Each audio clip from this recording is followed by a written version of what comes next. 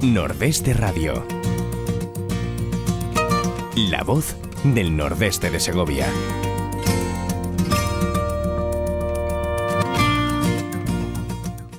Podemos comer con Maite. Hoy el programa lo presenta Vicky. Buenos días, Vicky. Hola, buenos días. Bienvenidos a todos a Nordeste Radio. Vamos a saludar a la doctora María Sanz. Muy buenos días, ¿cómo estás? Hola, buenos días. Yo estoy seguro que muchos de ustedes la conocen porque casi todos hemos pasado por sus manos. Y a Javier Arnao, que le digo lo mismo. Buenos días. Pasamos por tus manos y además vienes aquí a contarnos cosas. Me cago en Dios. Bueno, quería, antes de empezar, vamos a hablar, ayer se celebró el Día Mundial de la Diabetes y vamos a hablar sobre la diabetes, pero quería anunciarles una cosa que me ha llegado ahora y yo quería contárselo a ustedes. Y es, la prueba, ustedes se acuerdan que estábamos avisándolo de que aquí en Castilla y León, el día 10 o así, iban a poner unas alertas, estaban probando unas alertas en el teléfono a modo de prueba. Bueno, pues por lo visto se ha pospuesto, se ha hecho después, pues desde el Centro de Emergencia de Castilla y León avisa de que a partir de mañana miércoles 16, miércoles 16 de noviembre se realizarán en Castilla y León pruebas de envío masivo y recepción de mensajes alerta en caso de emergencia en Ávila, Burgos, Palencia, Segovia, Soria y Valladolid. Bueno, yo os lo digo, ya saben, les digo lo mismo que la otra vez, si lo reciben ni tienen que contestar ni nada y tampoco se asusten. Simplemente es una prueba para ver si este nuevo sistema de alarmas funciona bien. De momento vamos con retraso, pero bueno, ya lo iremos viendo. Día Mundial de la Diabetes. ¿Qué es la diabetes? ¿Empezamos por ahí? ¿O empezamos por qué es el Día Mundial y qué repercusión tiene el que sea un Día Mundial? Bueno, la diabetes, vamos a contar qué es primero. Venga, yo vale, creo, ¿no? arrímate un poquito el micrófono. La diabetes es una enfermedad metabólica crónica en la que objetivamos cifras de azúcar, de glucemia altas en la sangre. Bien porque hay poca insulina o bien porque la insulina no funciona en las células. Y claro, ese azúcar elevado en la sangre tiene pues consecuencias muy nefastas para la salud. Nos puede afectar a nivel de... Bueno, el azúcar afecta a nivel de todos los órganos de nuestro cuerpo y puede tener muchas complicaciones a nivel cardíaco, renal, La visión. en la visión, los pies, las heridas, etc. Hay varios tipos de diabetes. Tenemos dos tipos de diabetes, la diabetes tipo 1 y la diabetes tipo 2. La más frecuente es la diabetes tipo 2, que suele producirse en el adulto, y la diabetes tipo 1 es un 10%, me parece, del total, afecta sobre todo más a gente joven. En la diabetes tipo 1 hay un déficit de insulina y son pacientes pues que van a necesitar siempre ponerse insulina inyectada. Pero ahí fíjate, yo te iba a preguntar, porque tú has comentado que o bien no segrega el páncreas suficiente insulina, o bien que esa insulina las células no lo trabajan o no lo absorben de forma suficiente como para eliminar el exceso de azúcar. Recordemos que el azúcar, como muchos alimentos tienen azúcar, de alguna forma lo que proporcionan es sobre todo energía al cuerpo, o bien se almacena o bien se combustiona sobre la marcha, ¿no? Sí. ¿Y por qué se produce eso? Nosotros no nos gusta hablar de azúcar. No, glucosa, como tú quieras. Si algún diabético nos está oyendo, cuando viene a nuestras consultas, les intentamos hablar de hidratos de carbono. Porque claro, al hablar solamente de azúcar a la gente le confundimos. Y los hidratos de carbono principalmente están en las harinas, en los cereales, en las harinas, en la bollería, en el arroz, el pan, todos esos alimentos tienen muchos hidratos de carbono y son los que tendríamos que limitar en este caso. Además de las dos diabetes principales que os ha contado María, hay algunas especiales, como puede ser la diabetes gestacional, que son por otros motivos. Tenemos la diabetes insípida, que podéis haber hablado de ellas. Tenemos otros tipos de diabetes por ahí raras que no saben dónde encauzarlas, pero las principales son las que os ha dicho María. Oye, otro tema que tiene la diabetes es que normalmente no es sintomática, o sea, no tienes unos dolores, un malestar, un comportamiento raro de tu cuerpo cuando tienes un elevado o alto de glucemia. No, generalmente la diabetes, sobre todo en la tipo 2, no tiene síntomas. Sí que es verdad que la diabetes tipo 1 sí que se suele manifestar con gente que te cuenta que tiene mucha sed, muchas ganas de ir al baño, de hacer pis, pierden peso, tienen mucha hambre. pero sobre todo es típico de los diabéticos tipo 1. Los diabéticos tipo 2 suele ser indoloro. Lo detectamos por la analítica. ¿Con una analítica cualquiera se detecta? Sí, con analítica en sangre. Sí, porque luego ya después habrá que hacer alguna más específica en el caso o no, alguna curva de glucemia o alguna cosa de estas. Entonces hablo yo de pruebas específicas para detectar más el nivel de glucosa o el nivel, no sé, no tengo idea. En principio utilizamos dos parámetros, que es la glucemia en sangre y la hemoglobina glicosilada, que es otro parámetro que yo os lo suelo explicar en consulta, que nos indica un poco cómo ha estado la diabetes, cómo han estado las cifras de glucemia en los últimos 3 meses. Qué bueno. ¿Y eso con análisis sabes el nivel de glucemia de los últimos 3 meses? Más o menos aproximado. Qué bueno. Sí. Claro, en realidad lo que nos interesa saber es que la persona ha estado durante todo el día con unos niveles de glucemia correctos. Antiguamente, si os acordáis, sobre todo la enfermería, y tiro balones contra mi tejado, venía la gente a la consulta y le hacíamos a las 11 una glucemia basal que nosotros llamábamos en ayunas desde el día anterior a las 10 de la noche que había cenado el pobre hombre, y le citábamos en la consulta a las 11 de la mañana, o sea, 12 horas, 13 de ayunas, y le hacíamos una glucemia basal y te daba 100. Lo está haciendo usted muy bien, tiene el azúcar perfecto, estaba dentro de los límites. Claro, el señor se iba a casa, que llevaba 11 horas de ayunas, se atiforraba a comer, porque tenía un hambre que se moría y se ponía en 400, y luego le bajaba porque decía, he comido mucho. Entonces eso no nos interesa. Y todavía sigue pasando, claro. Que vienen, vengo a hacerme la prueba del azúcar, se pinchan el dedo, pero no tiene ningún sentido esa prueba, porque nos dice cómo está en ese momento, ¿no? A lo largo del día y a lo largo del tiempo. Nos está costando muchísimo educar a la población que eso que antes se hacía mal, o sea, no algo porque se haya hecho siempre está bien, pues que no es lo correcto, y nos está costando muchísimo educar a la población en ese sentido. Oye, hablando de la diabetes 2, hay un porcentaje de población enorme, grandísimo, sobre todo a partir de cierta edad, que sufre la diabetes tipo 2. ¿Qué consejos, qué nos sugerís para decir, mira, pues una buena forma de vida, un tipo de alimentación adecuado, ¿cuál sería ese? Mira, bueno, como me atañe un poco más a mí, ¿no?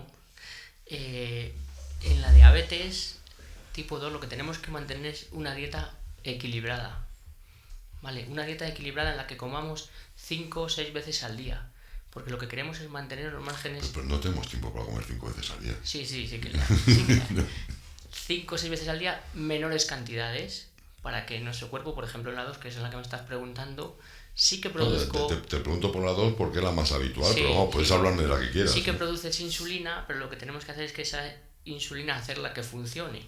De ahí que siempre nos ponen alguna medicación los médicos, o incluso a veces con la dieta se podría controlar, ¿vale? Entonces tenemos que tener una dieta adecuada, tenemos que intentar comer hidratos de carbono de absorción lenta, que nosotros llamamos. ¿Cuáles son los hidratos de carbono de absorción lenta? Pues mira, si tú comes harinas refinadas, o azúcar, o glucosa, o lo que queramos decir de lo que llamamos comúnmente azúcar, eso te hace que te suban los picos de azúcar en sangre, que es lo que medimos, muy rápidamente.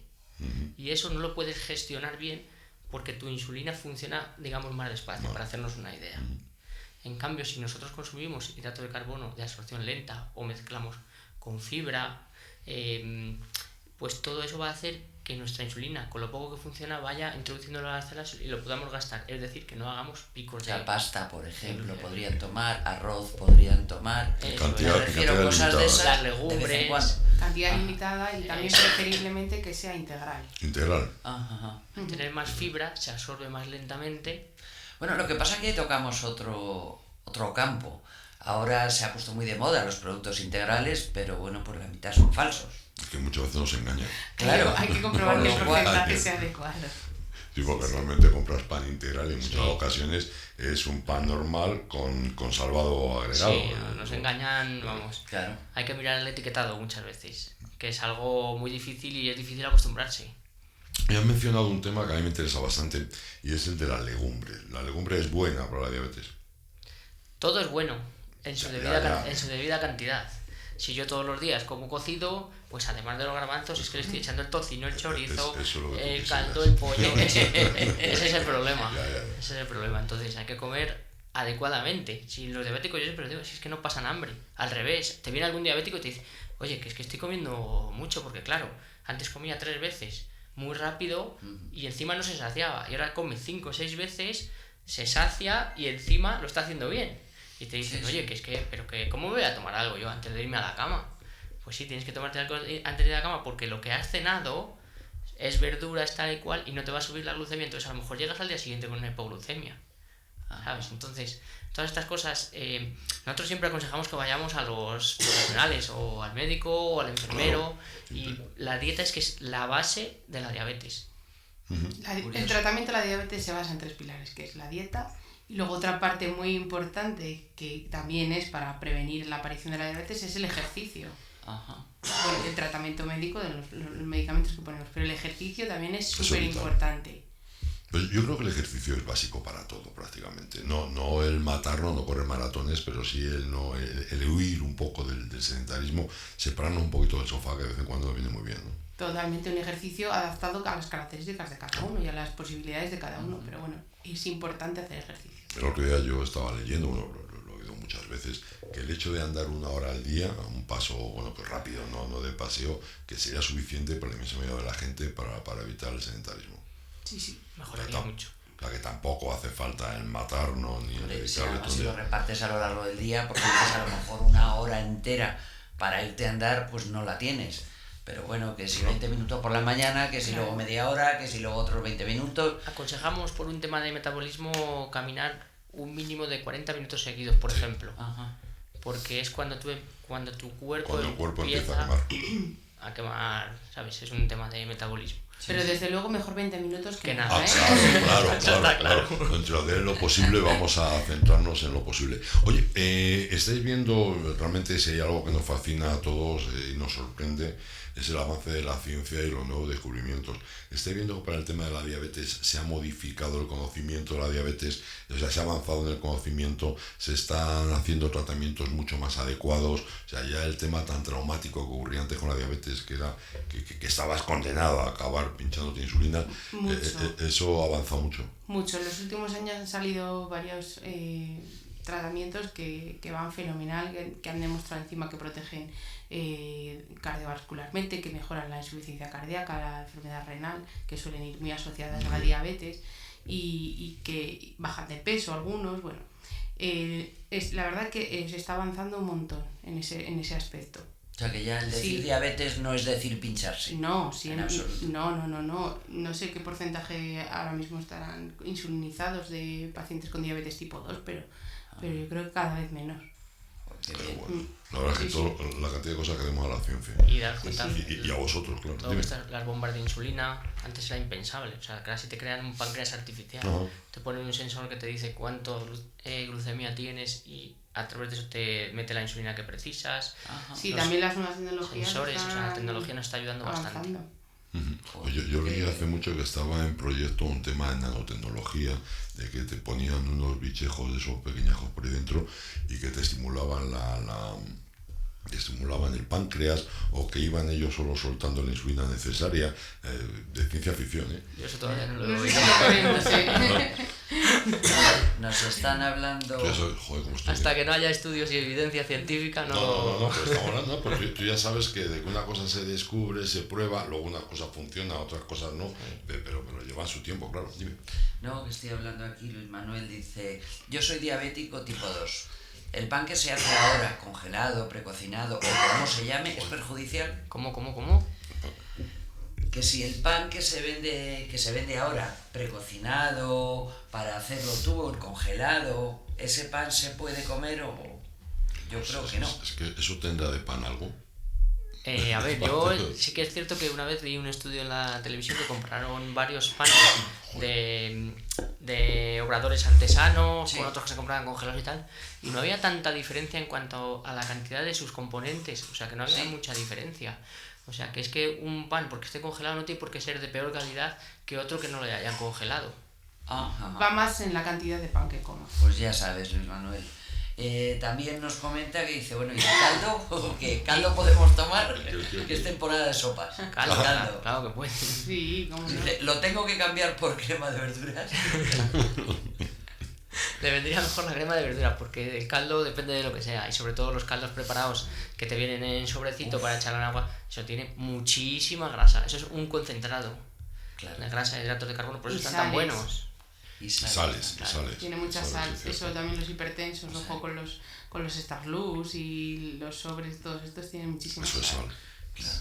A ver, lo cierto es que los diabéticos, con poco que hagan, mejoran bastante. Sobre todo los tipo 2, que les descubrimos, como dice María, a veces ocasionalmente en una analítica en gente mayor que te dice, oye, que llevo muchos años en una analítica y tal, y le sale, o a gente a lo mejor un poco de mediana edad que decimos entre 40, 50, 60 años que ya no son tan asiduos a ir al médico, pues en alguna urgencia, pues me he mareado y le haces una glucemia para ver si el mareo le venía de ahí y le ves una cifra de glucemia altísima, que también les descubrimos así, pues toda esa gente, a poco que haga, mejora muchísimo.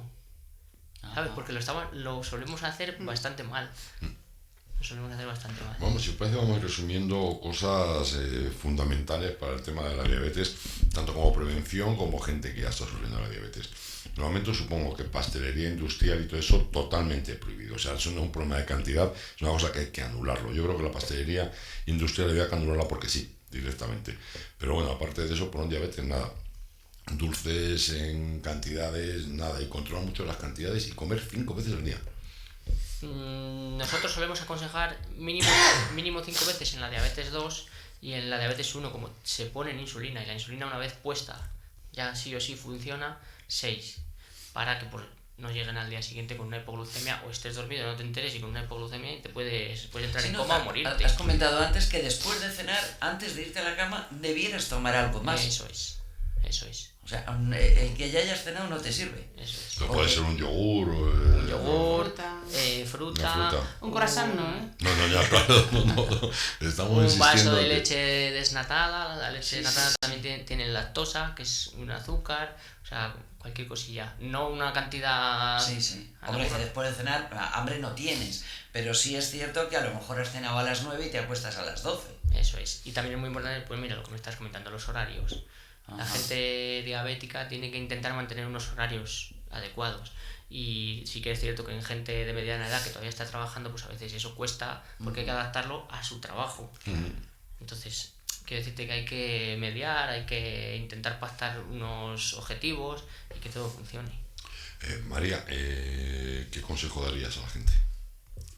Sobre todo que vaya al médico, que quizás somos muy poco dados a ir al médico. Primero hay que ir Sobre al todo la médico. medicina preventiva, me refiero. Hay que prevenir, sobre todo en determinadas edades, una analítica cada 2-3 años se recomienda. Y una vez que se llega al diagnóstico de diabetes, pues lo que estábamos comentando, los 3 pilares básicos, que es el ejercicio, la dieta y cumplir el tratamiento que os prescribimos médico. Y bueno, eso no lo hemos hablado, pero también hay que hacer pues varias pruebas de cara a prevenir o a encontrar de forma precoz las complicaciones, por ejemplo, pues lo que hemos comentado de los ojos, o sea, pues, mandamos de vez en cuando al oftalmólogo, hacemos una retinografía para ver el fondo de ojo, o un electro, o pedimos en la analítica determinadas pruebas que nos indican cómo está el riñón, o la revisión del pie diabético que lo hace enfermería. Todas esas cosas Eso no lo también hay había que oído en hacerlo. mi vida. Me ha sorprendido cuando habéis dicho que puede afectar a los pies. Vicky, te voy a decir una cosa. Hay más amputaciones de pie diabético que Ostras. tumores de mama. Y eso No lo qué había ocurre? oído nunca. Y eso porque pierden sensibilidad, ¿qué ocurre? Pues como hemos dicho, el azúcar afecta a todos los vasos del cuerpo, igual que afecta a los pequeños vasos de los ojos o del corazón, afecta a los vasos de los pies y a la sensibilidad, a los nervios. Entonces, no nos damos cuenta de los pacientes diabéticos tienen menos sensibilidad y peor vascularización, entonces se pueden producir heridas con mayor facilidad en los pies. Entonces, la enfermería, que lo hacen estupendamente, pues dan siempre unas recomendaciones de cómo cuidar los pies, qué calzado utilizar o qué cuidados tienen que seguir. Bueno, o sea que ya saben, a visitar al médico, a visitar al enfermero y a cuidarnos todos un poquito más, que a la larga para nosotros es bueno y para todo el mundo también. La gente cuando con otro le hable de diabetes y le contéis cuáles son los cuidados que tiene que hacer, lo que tienen que... Ellos lo entienden y lo comparten, o la gente dice, bueno, pues ya veremos, paso un poco del tema. O la gente se lo toma en serio. Depende. Hay de todo. Hay de todo. Hay de No, todo. pero sí es cierto que avisemos a la gente de que realmente la diabetes es un tema que no tiene por qué amargarte la vida, pero que si no te lo cuidas sí te la puede amargar y que puede ser realmente peligrosa. Sí. Mira, un paciente con diabetes me parece que tiene el 50% más de posibilidades que una persona sin diabetes de tener un evento isquémico, ya sea cardíaco o un ictus. para que vean lo importante que es la diabetes. Lo que pasa que no lo tenemos en es cuenta. la primera causa de enfermedad renal, de insuficiencia renal, de diálisis. La prevalencia de insuficiencia cardíaca en los diabéticos no sé si está multiplicada por 4. Es de las primeras causas de ceguera. O sea, que no hablamos de algo banal. Entonces, prestemos atención, porque un buen pero tratamiento... vamos, que hay gente que hace caso y gente que no, como en todo. Claro, pero bueno, pero que sean conscientes del riesgo que están corriendo por no hacer caso a grandes profesionales como vosotros. Que el daño que cause ya es irreversible. Claro. Es decir, o sea, no hay vuelta atrás, ya no hay medicación posible. A ti el de mañana te dice, mira... No, claro, si pierdes la vista, pierdes la vista. Claro. Si pierdes así, claro. Eso es. Mira, antes nos has preguntado que por qué el Día Mundial de la Diabetes. Sí. Entonces yo me había apuntado unos datos. Venga, para sí asustaros un digo, poco. porque sabes que hay días mundiales, días internacionales, Mira. prácticamente para todo. ¿Y qué representa un día mundial? Hay Día Mundial de la Diabetes porque el 10% de la población mundial es diabética. ¿Qué fueras? De ellos, un tercio, que me ha dicho María antes que no, que casi la mitad sin diagnosticar. Wow. ¿Vale? Que son 537 millones de personas. Sí, hoy en teoría, alcanzamos los 8.000 millones de habitantes en el planeta. Eso es. Pero que si que lo queréis traducido, en España suponen 13.500 millones de euros en gasto en el tratamiento de la diabetes. 13.500 millones. El tratamiento de la diabetes, que luego las enfermedades concomitantes que vienen de la diabetes no las cuentan. Sí. Por esto hay un Día Mundial de la Diabetes. Ostras. Importante, es un porcentaje, No, realmente, son porcentajes lo hablamos muchas veces, el tema es visibilizar. Sí. Y que la gente sepa lo que hay, para lógicamente poder enfrentarse a ello. Porque de primeras cierras los ojos, nos asustamos, no queremos ir al médico porque siempre nos saca algo, pero es que hay que ir al médico. Que son muy raritos. No, es que realmente, tú fíjate, habrá 1000 enfermedades como esta que dices, joder, que no te vas a morir, pero tienes que ir al médico a que te lo diagnostique y tratarlo.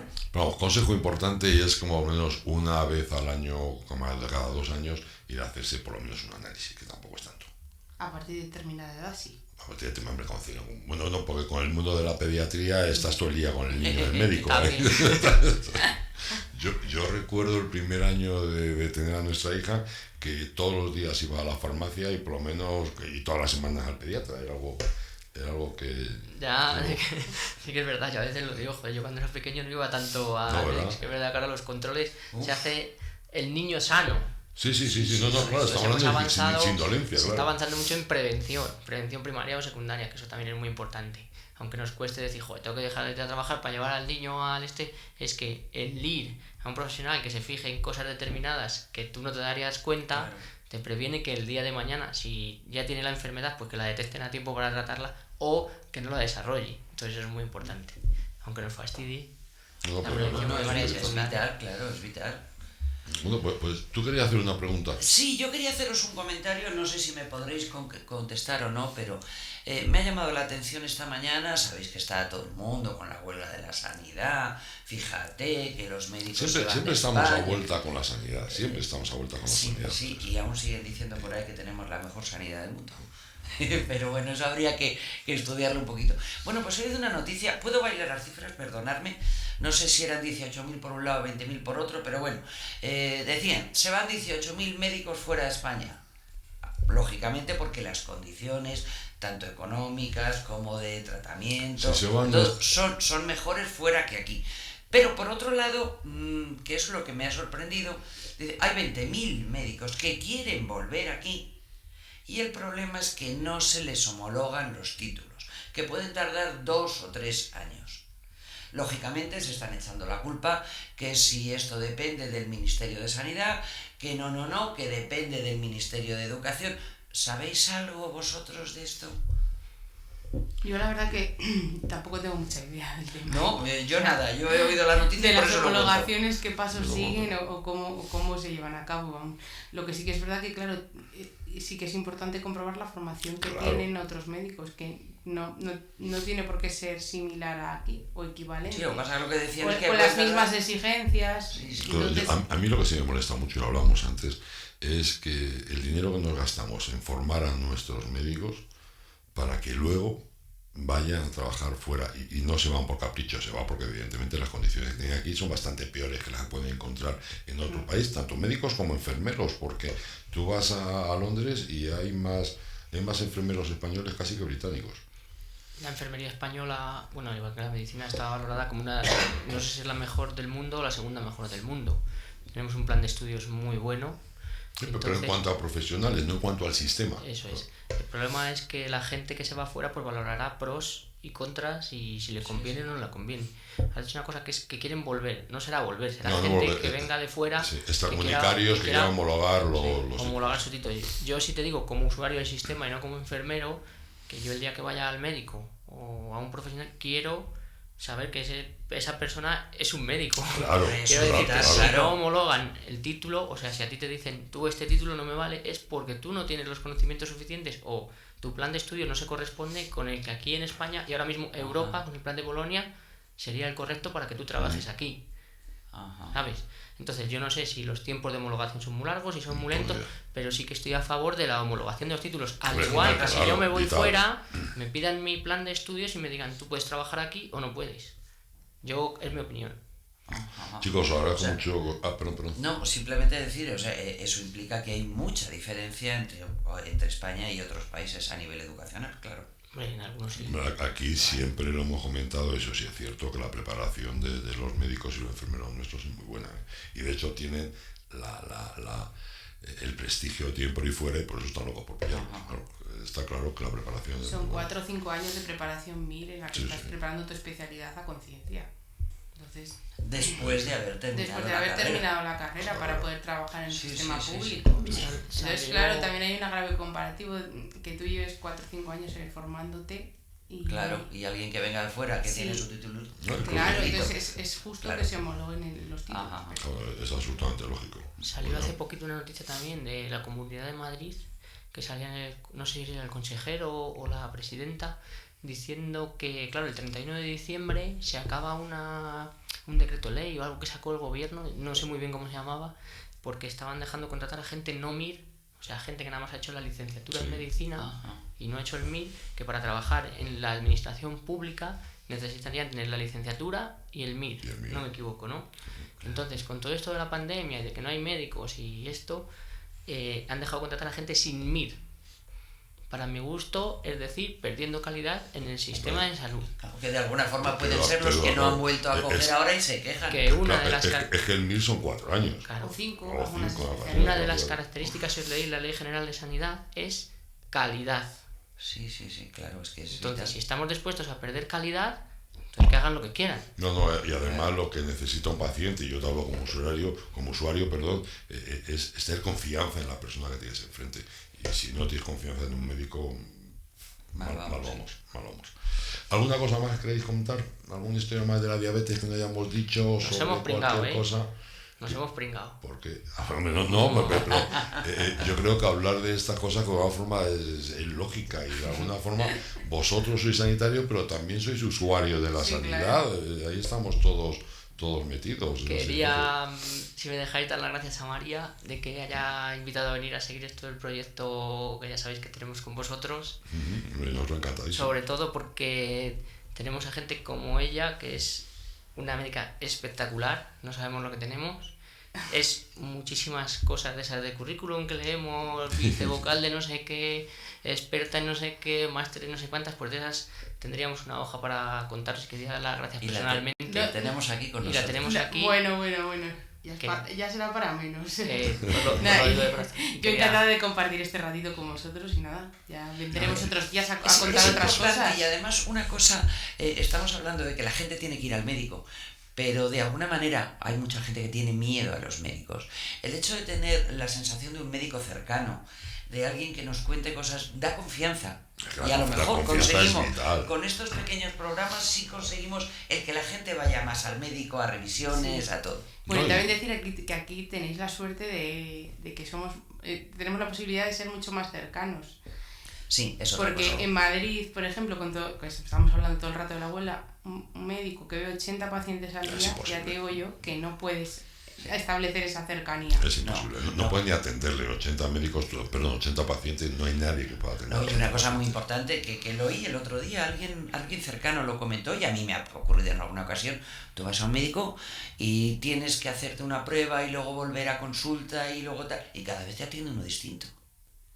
Y dices, bueno, pues es que eso ya no es. Si yo estoy hablando contigo y tú sabes de qué va las pruebas que me están haciendo y sabes lo que me pasa, no es normal que cuando vuelva con los resultados me atienda otro. A mí ya dice María, que voy al médico y dice, mira el pesado este otra vez. No, ya te digo yo que no. Hombre, broma, claro, todo lo contrario. La vez que he estado contigo, realmente he estado encantadísimo. Con este menos. Pero bueno. Ya, no lo creo. No ya te invitaré a un café. Venga, vale, sí, que te cuesta mucho. De verdad, María, Javier, os agradezco un montón que hayáis venido. Creo que es bueno que sigamos con estos programillas y poco a poco ir contando las cosas que vosotros realmente creéis que es interesante contar, pues hay mucho más que nosotros. Y bueno, por lo que dices tú, acercar un poco la medicina a nuestros oyentes y a todos nosotros y ver que las cosas, pues a lo mejor no son tan complicadas como pensamos y que todo tiene solución. La mayoría de las veces. Claro que sí. Muchísimas gracias y el próximo día veré que hablamos, ¿vale? Gracias a vosotros. Gracias, hasta luego. Hasta luego.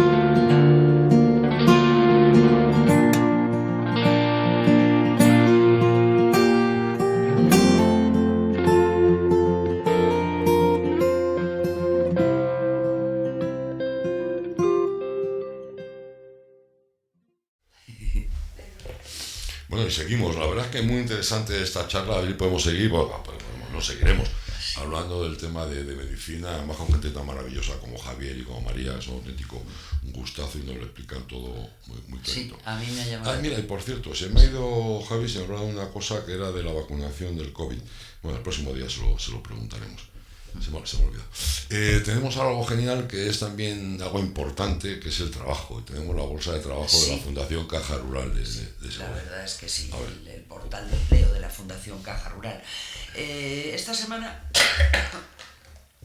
las últimas ofertas que tenemos, estamos hablando del restaurante Los Mellizos en Carbonero, que necesita un ayudante de cocina o cocinero.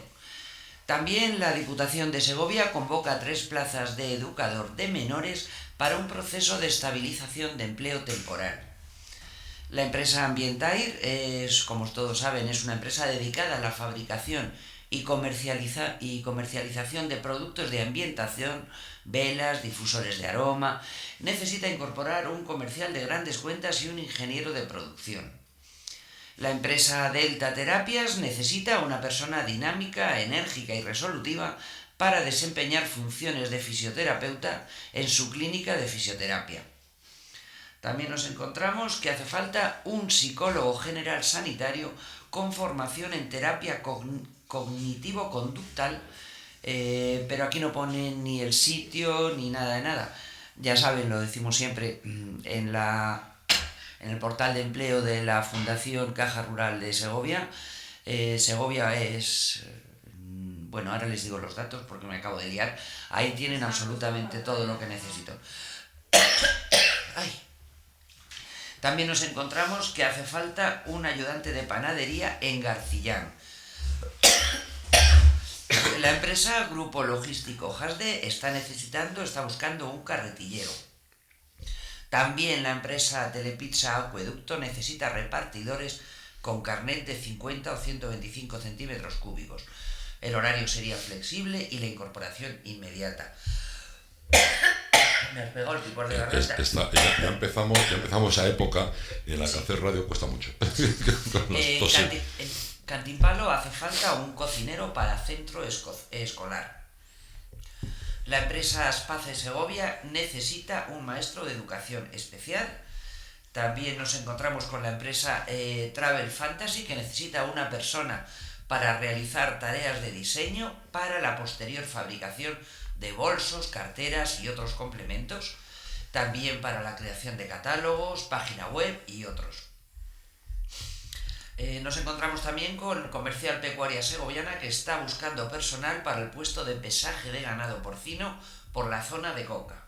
Y necesitan un vendedor con experiencia para contrato indefinido. Como verán, hay muchos que no te dicen ni horarios, ni localización, ni forma de trabajo.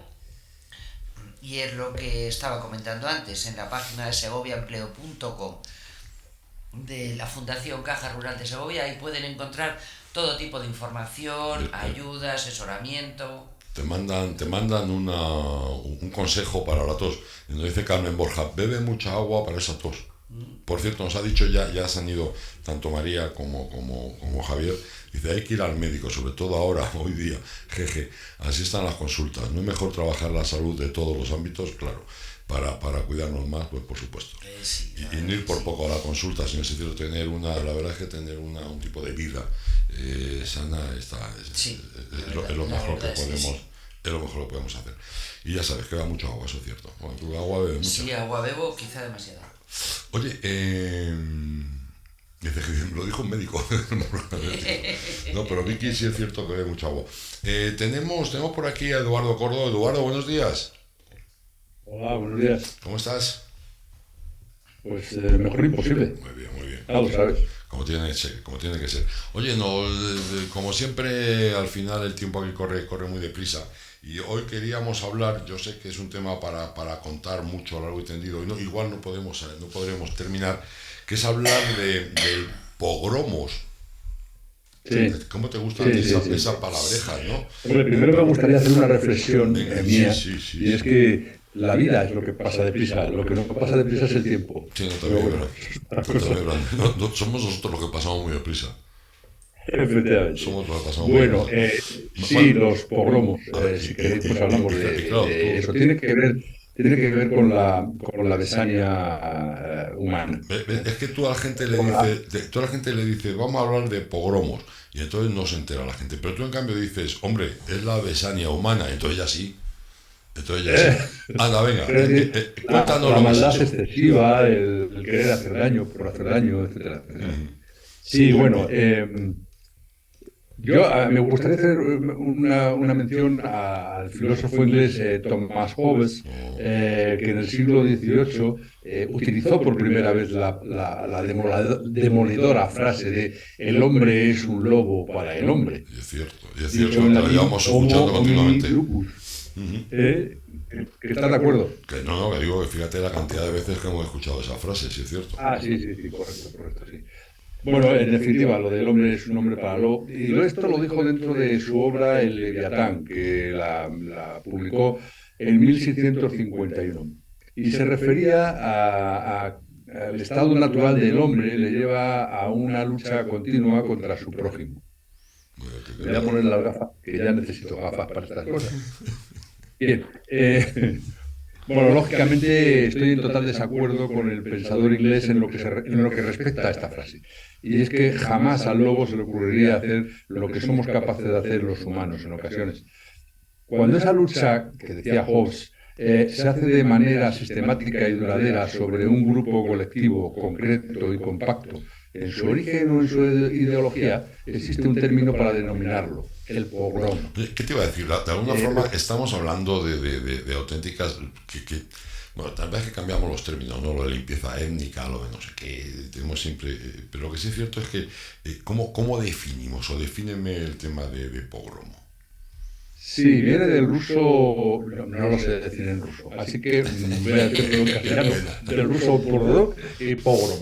En definitiva, es que no sé cómo se dice en ruso, no entiendo el cirílico, y tampoco lo sabría pronunciar. Pero bueno, significa especialmente devastación, lo que en castellano conocemos como masacre o aniquilación, y consiste en el linchamiento multitudinario, espontáneo o premeditado hacia un grupo particular, étnico, religioso u otro, acompañado generalmente de la destrucción o el expolio de sus bienes. Esta expresión ha sido usada para reseñar los actos de violencia, sobre todo contra los judíos, aunque también es aplicado a otros grupos. Cuando el zar Alejandro II fue asesinado en la ciudad de San Petersburgo en 1881, se originó en la zona sureña de Rusia un sindiós de violencia que duró hasta 1884. Fijaros que en torno a 2 millones de judíos rusos tuvieron que emigrar hacia los Estados Unidos y Argentina. También han existido pogromos documentados durante la Revolución Rusa de 1917 y la posterior Guerra Civil Rusa 1918 a 1921. Durante la Revolución Bolchevique, precisamente, tanto los judíos acaudalados como el resto de las clases acomodados fueron perseguidos con saña por los bolcheviques. En los cortos periodos en los que el ejército blanco, es decir, los partidarios de los zares y demás, dominó la situación, persiguió con igual dureza al colectivo judío menos favorecido, que había ayudado a los revolucionarios. O sea, por unas cosas o por otras, a los judíos siempre les estuvieron dando palos. La verdad es que sí. Dime. No, que sí es cierto, que la verdad es que los judíos, caramba. Sí. Bueno, la serie de asesinatos de judíos, su persecución implacable y la destrucción de sus bienes y propiedades, amén de las consabidas apropiaciones durante el periodo entre 1881 y 1884, dejaron asolado el sur de Rusia imperial, lo que ahora constituyen los países Polonia, Ucrania, Moldavia, tras acusar sin evidencia alguna a los judíos como culpables del asesinato del zar Alejandro II. Durante dicha oleada de ataques se destruyeron miles de hogares judíos, muchas familias se vieron condenadas a la pobreza extrema y un número incierto de mujeres fueron violadas. Un innumerable grupo de poblaciones se sumaron a este primer holocausto, aunque se sabe que hasta en 166 ciudades rusas se asesinó sin piedad a hombres, mujeres y niños. El nuevo zar, el hijo del asesinado zar, de nombre Alejandro III en este caso, alentó a las autoridades a esa persecución contra los judíos, promulgando leyes específicas contra ellos y dando credibilidad a la acusación del magnicidio sobre su padre. La implicación de Alejandro III fue evidente, pues la mayor parte de los pogromos fueron organizados o apoyados desde la policía secreta zarista, que se llamaba Ojrana. 2 millones de judíos huyeron de Rusia entre 1880 y 1913, sobre todo a Estados Unidos. Y yendo otra vez a la Rusia zarista, encontramos pogromos antisemitas premeditados. Este término puede que se usara por primera vez durante los disturbios de 1821 en Odesa, precisamente tras la muerte del patriarca griego ortodoxo de Constantinopla, cuando se asesinó a 14 judíos. La enciclopedia judía, no obstante, data el primer pogromo en 1859, entre otros sucesos acaecidos en Odesa, cuando hubo una serie de altercados violentos también contra personas de etnia judía. Fijaros cómo describía el periódico norteamericano The New York Times el primer pogromo en Kishinev, sucedido en la Pascua de 1903. Los disturbios antisemitas de Chisnau, Besarabia, son peores de lo que la censura permitiría publicar. Estaba sobradamente planeada una masacre generalizada contra los judíos el día siguiente a la Pascua rusa. La turba estaba dirigida por sacerdotes y el lema general «Matad a los judíos». Ese lema fue repetido por toda la ciudad. Los judíos fueron tomados por sorpresa y acabaron masacrados como corderos. El número de víctimas ascendió a 120 y el de heridos a 500. Las escenas de horror de esta matanza están más allá de cualquier descripción. Los bebés fueron literalmente despedazados por la turba frenética y sedienta de sangre. La policía local no realizó ningún esfuerzo para impedir el reinado del terror. A la puesta del sol, las calles estaban repletas de cadáveres y heridos. Aquellos que pudieron escapar de la muerte huyeron de la ciudad, ahora prácticamente vacía de judíos. Este era el relato del New York Times, que es tremendo. De 1903. Sí, en 1903. Es decir, hace un siglo y poquito. Sí. Pero bueno, otra vuelta de tuerca se dio durante la Revolución Rusa de 1917 y la posterior Guerra Civil, que allí se originó. Se estima que hasta 250.000 judíos civiles fueron asesinados en todo el extinto imperio ruso como consecuencia de los pogromos ejecutados.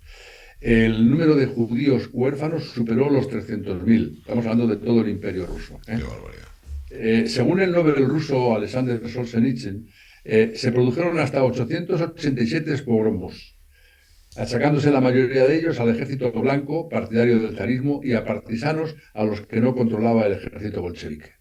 Pero han Porque sí ocurrido. que es verdad que el ejército bolchevique no fue especialmente en dirección en contra de los judíos, sino solo de los judíos acaudalados. Ajá, sí, bueno, claro. Pero también fue en contra de los acaudalados que no eran judíos, por lo cual pues, no se puede hablar de pogromo exactamente. Pero ¿Y ibas a decir algo? Sí, no, que está hablando del tema de los judíos, pero pogromos, como dices tú, ha habido mucho antes y después de esto. Sí, ha habido pues, actos de violencia, unos con total maldad y otros de forma irracional contra los mismos u otros colectivos. Sirvan como muestra los sucedidos durante la Primera Cruzada. Estamos hablando de la Primera Cruzada, El siglo XI. librada contra los sarracenos en 1096.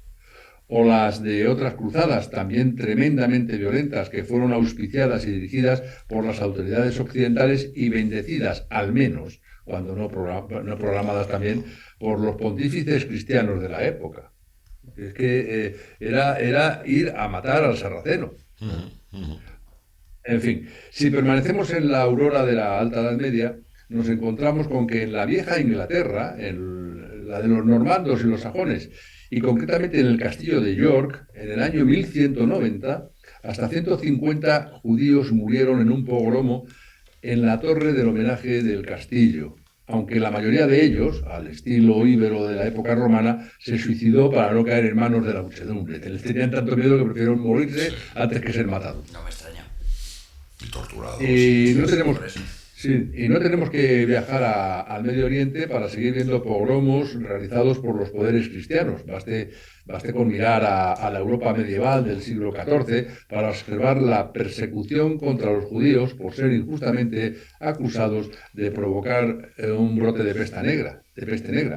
Y es que la crucifixión de Jesucristo ha dado pie a innumerables actos de venganza por parte de sus seguidores, sin contar con el origen del propio Jesús y sus primeros seguidores, que como todo el mundo sabe eran judíos. Claro. Pero bueno, ciñéndonos al siglo XX, porque es que claro, esto, Aquí también te puede faltar el siglo XX. ha sido duradero y sigue siendo duradero. Sí. Y dentro de la propia Europa, la iniquidad humana continuó con sus barbaries. En 1946, hubo un pogromo en Kielce, Polonia, en el que, no sé si se dice Kielce, nuestra amiga Joana nos lo diría perfectamente, pero yo no sé pronunciarlo bien. Pues hubo un pogromo en el que murieron 42 judíos y medio centenar fueron heridos. La animalada multinacional contra la especie humana conocida como Segunda Guerra Mundial tuvo en el odio hacia los judíos con el conocido Holocausto su más alta expresión y pese a ganar la guerra a los aliados no se consiguió acabar con los pogromos en el mundo. Por cierto, la noche de los cristales rotos, ocurrida en noviembre de 1938, es considerada el mayor pogromo en la historia, pero los ha habido peores. Ya lo ha habido. Por desgracia lo ha habido peores. Por desgracia.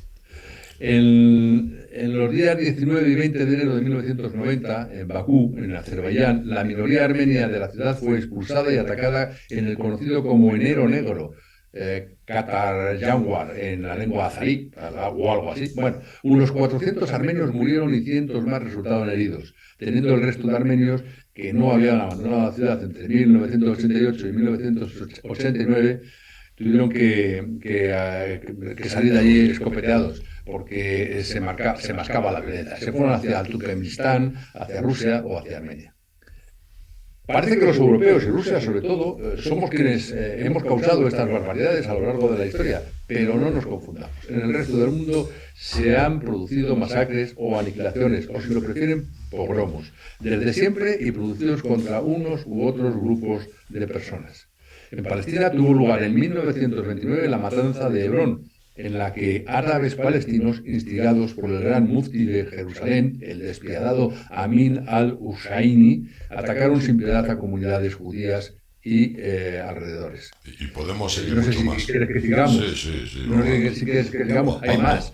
Tenemos, yo sé que no vamos a poder acabarlo, pero sí podemos seguirlo. O dejamos, porque podríamos ir a Sudamérica, que también ha habido. Yo si quieres sigo hasta que nos dé. Venga, pues sí, vamos un poquito más. Buena. Por ejemplo, en Argentina, a caballo entre los siglos XIX y XX, hubo un pogromo contra los extranjeros inmigrantes, como si ellos o sus antepasados más recientes no lo fueran también. Qué curioso el tema. Y en especial contra los judíos, lo que se conoció como la caza del ruso, gentilicio con el que aún hoy se identifica a los judíos en ese país. Recordemos lo que hemos dicho antes de que muchos judíos rusos huyeron a Argentina. Entonces se establecieron allí y allí se les llamó directamente rusos, porque claro, hablaban el ruso, ¿no? En definitiva, es muy simple el ponerles un gentilicio como ese. Bien, digo que este estuvo organizado por la ultraderecha, ¿no? Sí. Dime. No, que digo que ahí estuvo la ultraderecha por medio, ¿no? Fue lo organizado. Sí. La ultraderechista Liga Patriótica Argentina. Y también, tras una prolongada huelga metalúrgica en enero de 1919, el gobierno radical dirigido por Hipólito Yrigoyen, otro animal, provocó una represión que se saldó con cientos de víctimas y desaparecidos, a las que hubo que sumar ya en 1921 a miles de huelguistas fusilados en la Patagonia. No voy a entrar en los hechos ocurridos con los golpes militares, etcétera, en Argentina ni en ningún otro sitio, porque los golpes militares, las guerras y estas cosas traen todo este tipo de animaladas. Simplemente estoy hablando en épocas de paz, cosas que se hacen contra colectivos. Esto es de lo que estoy hablando. En el mundo árabe se produjeron varios pogromos que fueron fundamentales Edu, si te parece, entramos en el mundo árabe mañana. Vale, y lo dejamos aquí, ¿te parece? Vale. Es que nos hemos quedado sin tiempo. Me pongo aquí una marca y a partir de mañana empezamos. Y mañana seguimos, ¿te parece? Hacemos una entradilla para recordar un poco lo que hemos contado hoy y seguimos. Eso es. ¿Te parece? Estupendo. Compañero, muchísimas gracias. Un abrazo muy fuerte. Somos unos bestias. Sí. Además que sí. Conclusión. Un besote. Muchas gracias, Edu. Hasta luego. De nada. Besotes. Vicky, muchísimas gracias. Claudia, muchísimas gracias. Hoy nos hemos pasado un poquito de tiempo, pero bueno, espero que a ustedes les haya compensado. Mañana estaremos otra vez aquí a las 11, ¿vale? Adiós, amigos. Hasta mañana. Nordeste Radio. La voz del nordeste de Segovia.